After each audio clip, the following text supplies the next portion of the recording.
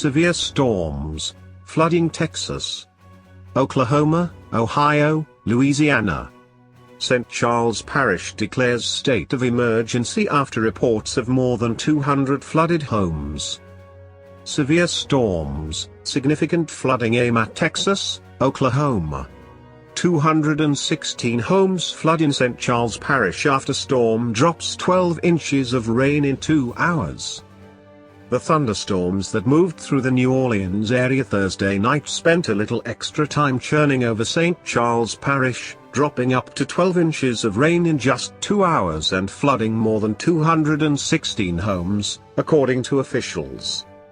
We expected this rain to end, and then this cell just sat on top of us and developed, and continued to dump rain.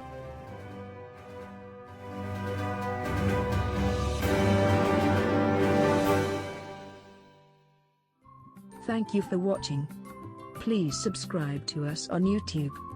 If you like, donate to us, visit home on the page PayPal.